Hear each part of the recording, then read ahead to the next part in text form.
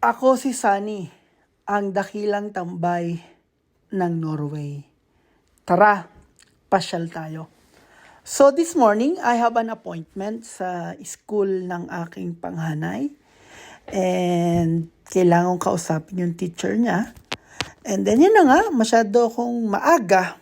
And kaya ang ginawa ko, I'm just looking around, take some videos sa place. Ang ganda ng lugar na ito kasi talagang yung mga bata ay ma-encourage mag-aral kasi mayroong park, may playground, may basketball court, and even yung swimming pool. So talagang ma-encourage silang matuto. Pumunta na nga ako sa school. Ito yung loob ng school. Bawal i-video, kaya hanggang ganito lang. So after ng meeting, it takes around 45 minutes. So hindi ko na siya na-take na pakita kasi bawal. So ito yung labas ng school. So nakikita nyo naman talagang para kayong wala doon sa school kasi napakalawak ng park, tahimik, mapayapa, ang daming puno. Talagang matutuwa ka na napakaraming pwedeng gawin. Hindi ka maboboard na magtambay or gumawa sa lugar na ito. So, naisipan ko na pumasyal sa mall dito sa malapit sa school. So, ito yung bridge from school going to mall na malapit dito sa school ng aking anak. So, yan na po yung lugar. Napakaganda din ng lugar na ito kasi nandyan yung library, yung parang activity center ng Norway. So, ng lugar na ito. And then, yung harapan ay library at ito na nga yung tinatawag naming metro or mall. So, pagpasok niyo sa mall, mapapansin niyo wala pong guard. Walang mag-check ng inyong mga gamit or ng dala-dala nyo. Kasi malaya ang mga tao na pumasok, lumabas ng mall nang walang mang-i-interrupt sa inyo. Walang kakap-kap at walang man-check ng inyong mga dala-dala. So, looking around ako at ito nga pala yung lugar ng mall. So, same as Philippines, kaya lang hindi ganun kalaki yung mga mall dito, pero maganda. So, ito yung toilet.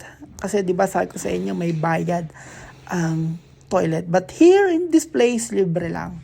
Kaya papakita ko sa inyo, di ba napakaganda ng toilet dito. So, after nga, nagpasok ako sa isang grocery. So, ipasyal ko kayo, tingnan niyo kung ano yung meron sa lugar na to. Dahil nga, malapit ng Halloween, so they prepared already para sa candies and mga paraphernalia ng Halloween. Yan, ang paborito ko, Nutella.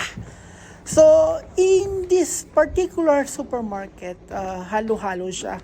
So, halo-halo na yung mabibili nyo. May Asian, may Middle East. So, yan, bumili ako ng fries kasi paborito ng aking anak. So, yan yung mga meat section. So, as you can see, nagmahalan talaga yung presyo ng mga bilihin dito. Chicken, so yan yung Asian side. May gyoza, may iba't ibang klase ng balls. So, ito naman yung side ng mga cake. So, ang mahal niya. Almost 1,500 something. So, ito naman yung mga candies. And wala. Ito yung aking pinunta dito. I need to buy chocolate, Snickers, and Twix.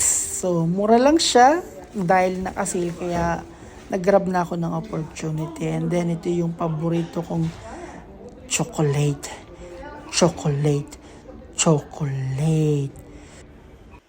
Dito nga pala sa Norway, may ganitong setup, self-service at meron ding cashier pero mostly self-service. Ikaw yung magpa-punch, ikaw yung